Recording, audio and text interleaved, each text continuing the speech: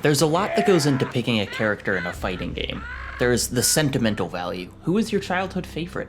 There's the mechanical aspect. Who can respond quickest, adapt to the most situations? Then there's the decision of who can KO young Link at 30% by smashing a sword the size of a goddamn filing cabinet into his weeny little body. Ganondorf, this video is about Ganondorf. I love him.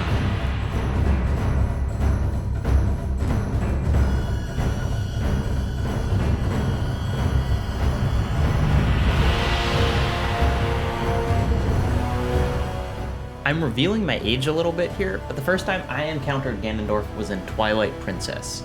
And in that game, his entire presence is kind of a subversion. The first villain is Zant, this kind of crazy, bug-eyed dude. He's pretty scary, mostly because he seems completely nuts. Who knows what he could do? Spin around a lot, as it turns out. But Zant isn't the final boss of the game. Oh no. That honor goes to this man right here, with eyes of flame and a heart full of rage, and ultimately a chest full of sword. He's the guy who's been giving Zant directions the whole time, and he's freaking terrifying. Where Zant is chaotic, Ganondorf simmers. He's patient. He doesn't even show up until like 30 hours into this game. And Ganondorf shows up in most Zelda titles, in one way or another. Sometimes he's more monstrous, sometimes he's disarmingly human. In Twilight Princess, he's all of the above. A demonic spirit turned giant boar turned ticked off swordsman. He blows up Hyrule Castle, for Christ's sake. He's also been a dual-wielding colossus, an enigmatic spirit, a robot lava spider thing, a bling-wearing pig. He has so many looks.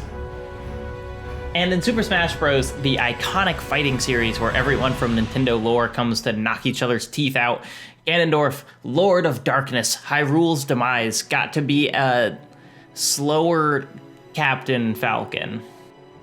It was better than nothing, I guess. We did get to play as him, and he was satisfyingly powerful. He, like Captain Falcon, had a big punch.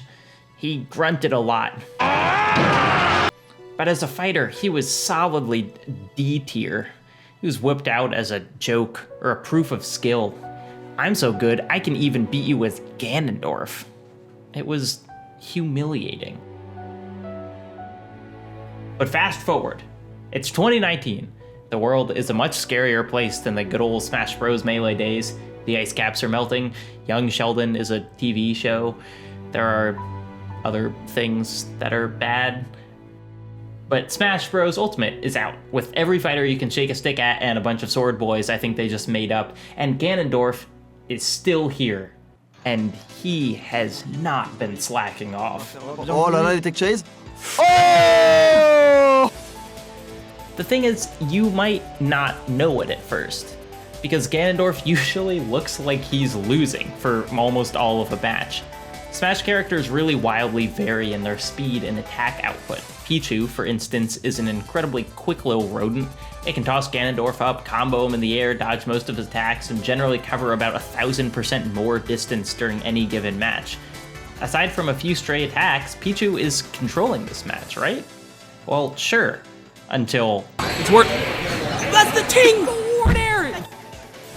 It's weird for such a legendary and intimidating figure, but Ganondorf frequently feels like an underdog in matchups. Especially in high-level play, quick characters can combo up and down the map. They can link attacks together like nobody's business, leaving almost no room to escape. Our boy Ganondorf, he doesn't really combo. Even most standard attacks are a series of rapid punches or combined swings, but not this man. Just one goofy-looking jab. Ganondorf can take his time. Ganondorf can get toyed with a little by an electric rat, because all it takes is one good hit to turn the tide. And the rhythm of this character, getting beat down until he suddenly retaliates with the power of a god, it's a rhythm familiar to some of our favorite heroes. It's the whole point of Brad Pitt's character in Snatch. It's why Rocky doesn't dance around everyone else's punches. We love a good comeback. Seabiscuit, the Mighty Ducks, Robert Downey Jr., who Rocky. else? Yes. Kim Kardashian. Well. This rhythm means it's incredibly fun to watch Ganondorf in high-level competition, and even more fun to hear people talk about Ganondorf in high-level competition. Because, and this might just be my personal biases, I kind of feel like everyone is rooting for him. Oh, how about four? These problems are the tension! People aren't personally invested in another Marth victory. We've seen those. We know what they look like. But people get going for Ganondorf.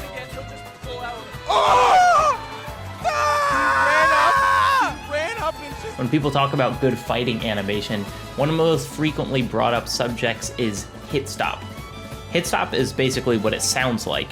When a particularly hard hit connects, everything freezes for a second to emphasize just how hard that hit was. I've linked some videos that talk about this better than me, but my point in bringing it up is that Smash Ultimate leans in hard on this style. Get a strong final attack, hit stop. Successfully fall asleep on someone as Jigglypuff, hit stop. Catch someone in this impressively flexible skull crusher of a kick and send them into the stratosphere, hit stop. Ganondorf is a one-man hit-stop machine, and Smash Ultimate is a game that seemingly constructed itself out of these climactic moments. What did I say? At least two! No wonder all the commentators are rooting for him. He makes this game look incredible, and he builds so much anticipation. These moves are so slow. We all hold our breath for the approximately 5 minutes it takes to execute this, but when he does... Oh, and have I mentioned his stomp? Because good God! I wouldn't call myself great at Ganondorf. I'm not great at Smash in general. I'm not particularly good at stringing together combos or landing clutch grabs or doing any of that high-level stuff that I need to in order to really up my game. I'm working on it, I'm improving, but Smash is a fighting game, and holy crap are people good at fighting games. Maybe part of the reason I love him is I can get beat up for the entire match, land one lucky attack, and pretend like it was my strategy all along. Ganondorf, after everything, is just that scary of a dude. I remember that climactic final duel in Twilight Princess. I remember the shock of his transformation in Ocarina. I remember Skyward Sword attempting to make up for its 80-hour collectathon with a truly incredible final match against someone who wasn't technically Ganondorf, but was Ganondorf. We don't remember consistency, we remember moments. And I can't think of many characters, fighting games or otherwise, who have given me the same kind of moments as this guy. Oh, that's on. Oh my God! He said he was doing it for the people. He was not lying.